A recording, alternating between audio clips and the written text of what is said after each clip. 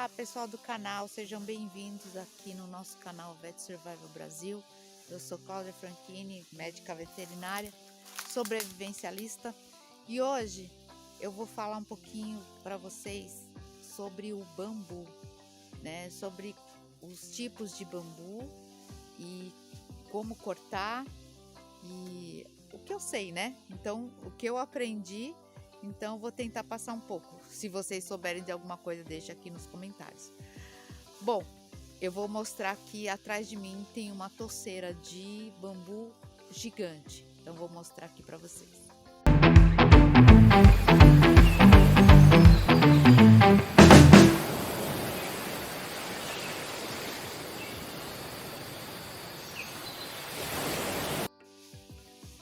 Então, gente, esse aqui é uma toceira que eu já plantei há uns 7 anos, mais ou menos. Ele veio um bambu bem, uma mudinha praticamente. E olha que tamanho que tá esse bambu, tá? Esse bambu é um bambu entoucerante, ele não é alastrante. Então ele vai sempre formar uma toceira. Ó, meu cachorro, né, Nego? Pegando aqui, que a gente chama de fralda.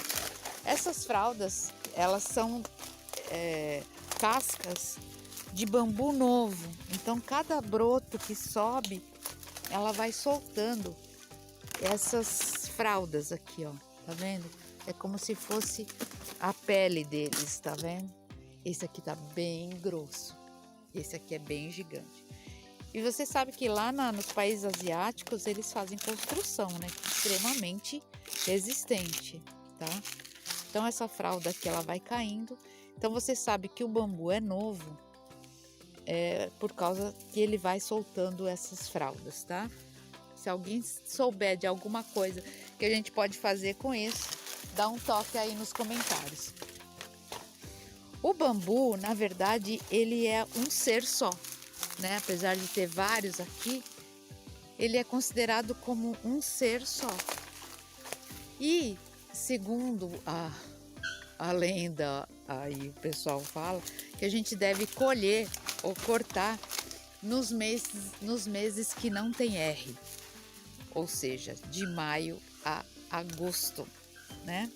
Então aqui, esse aqui já foi cortado, a gente cortou de um jeito que não, apesar que esse aqui até formou um copinho, mas não pode deixar, tem que deixar. Olha, já encontrei alguma coisa que pode se fazer com dá pro cachorro comer. Comer não, né? Tá roendo, né, Nego? Então, o corte, ele tem que ser feito de maio a agosto e depois tem o tratamento, que aí eu vou mostrar para vocês alguns tratamentos que a gente pode fazer para o bambu não estragar e não dar bicho, tá? Então, esse aqui é um bambu entoucerante. Aqui, de vez em quando, agora não tem, mas às vezes tem broto, a gente colhe o broto, come, cozinha, fica com gosto de palmito. Olha lá, tem um brotinho. Depois eu vou coletar para vocês verem. Deixa ele crescer um pouquinho mais. Então esse aqui a gente faz quando vai coletar, coleta os mais velhos. Como é que a gente sabe que é o mais velho? Porque tá com essas manchas aqui, tá vendo? Os mais novinhos têm as fraldas e tá com a pele melhor, né? Os mais velhos estão já com os fungos, tá vendo? Então, quando a gente vai cortar, sempre corta os mais velhos e deixa os mais novos, tá? Tá legal aí, Nego? Você gostou? É gostoso? Hein? É gostoso? Esses aqui são os meus garnizezinhos. Que bonitinho. Né, bebê? A mamãe. Cadê a mamãe? Ali, ó, Stuart Little. Essa galinha não é não é uma garnizé. Cadê os outros? Cadê os outros, Nego? Vamos procurar? Tem dois ali. Esses dois. Ah, tá. Ele é um bambu alastrante, tá vendo? Então, aqui ele tá indo pra floresta, tá vendo? Ele já saiu, olha como ele vai alastrando, tá vendo? Hoje não tem nenhum broto aqui pra gente pegar pra fazer, pra comer, mas é muito bom. Aqui também, tá vendo as fraldas do bambu novo, todos esses bambus que estão crescendo.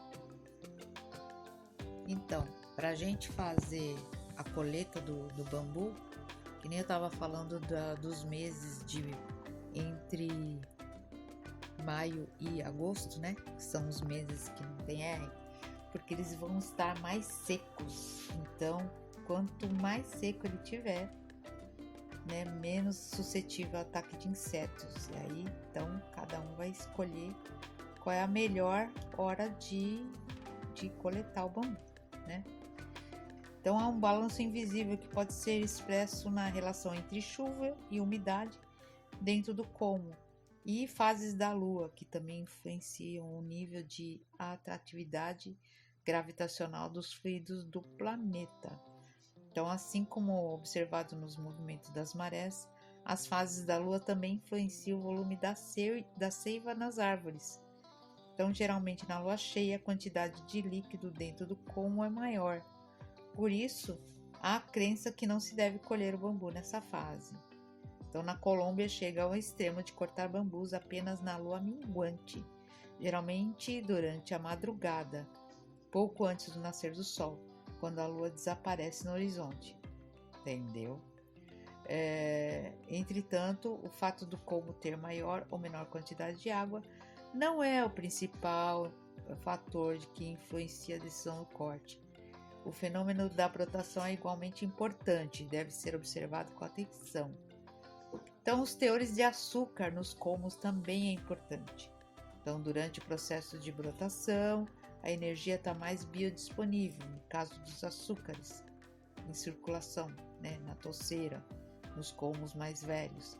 É destinada à alimentação dos brotos. Então, por isso é que os brotos mais novos, eles tendem a apodrecer ou dar mais bicho, porque eles têm mais açúcares. Então, quando a gente vai coletar, lembra que eu falei? Coletar os mais velhos. A observação da brotação entre espécies torna-se, portanto, fundamental para definir o período de corte. Algumas espécies brotam mais nos meses chuvosos, como o Dendrocalamus, que é o gigante. E já outras espécies possuem brotação intensificada nos períodos mais frios, comumente mais secos, que é o Filostax, que é aquele que eu mostrei, aquele que ele é rastreante, né? Ele não é intolcerante. Então, o Filostax, que é o mais comum, né? Ele se dá melhor, ele tem a brotação mais intensificada nos meses frios. E para citadas espécies, né, mesmo que se colhe os bambus no período mais chuvoso e na lua cheia, quando apresentam elevado teor de umidade, há mais chances desses bambus trabalharem mais em seu processo de secagem, ou seja, racharem mais. Então, se você retirar um bambu muito úmido, ele vai ter a tendência de rachar. Então, tudo vai depender do seu uso, do que você vai usar esse bambu, se você vai usar por pouco tempo, porque ele verde, sem tratamento nenhum, ele vai ter um período que você vai poder usar e vai estragar, vai ficar no tempo. Ou se você quer alguma coisa de longa duração, se for, por exemplo, uma situação de sobrevivencialismo, que você vai fazer uma barraca, um abrigo, aí é uma coisa. Outra coisa é você fazer alguma coisa dentro da sua casa, que você vai querer que aquilo dure mais, ou uma cerca, ou algum objeto para dentro da sua casa. Então, vale a pena você tratar primeiro, para ter mais essa longa duração. Mas eu acho que a técnica mais fácil para conservar um bambu é realmente do maçarico, porque principalmente nas espécies Filostaques, e que é o mais comum, né, que a gente tem. Então você costuma-se utilizar uma varrida com maçarico ou ferramenta que permita um foco constante de chamas para a queima homogênea, né? Então, desses cômodos. E deve estar posicionado numa distância constante, é como se você estivesse varrendo o bambu. Então, esse calor do fogo, a fumaça e a fuligem, eles causam a destruição e redução do amido parenquimático através da pirólise, ou seja, a queima, né, dessas células do parênquima, das células de amido. E aí ele não vai ter mais como fornecer esse alimento para os insetos, né, aqueles bichos que dão no bambu.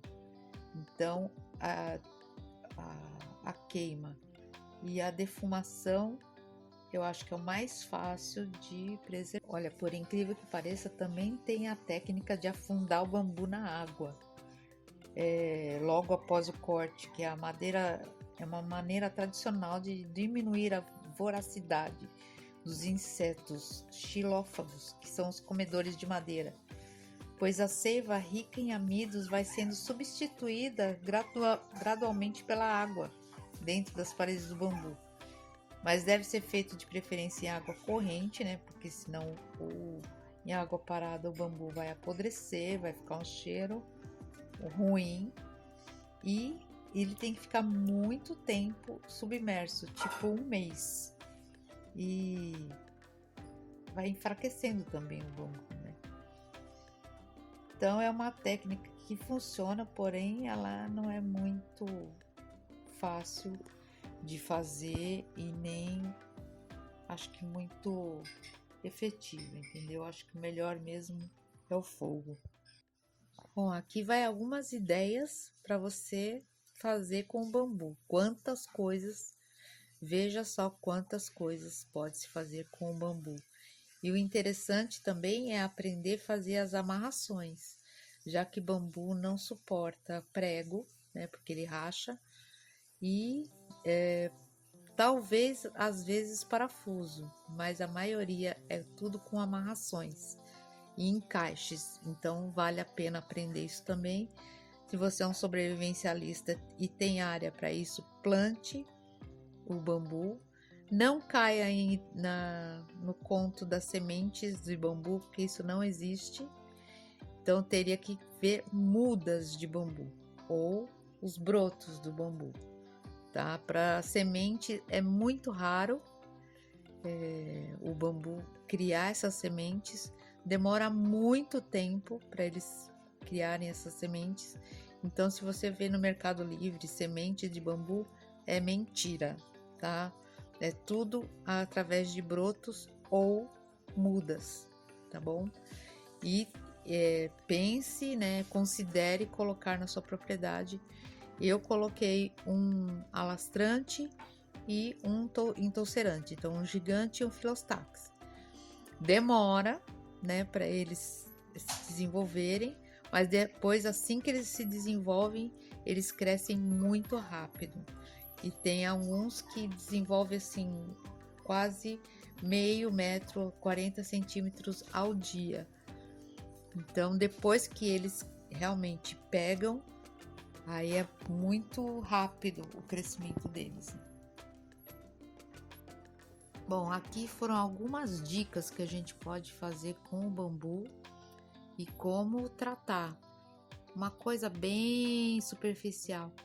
Se você quiser, a gente se aprofunda um pouquinho mais e vai buscar mais informação aqui para vocês. Deixe aí nos comentários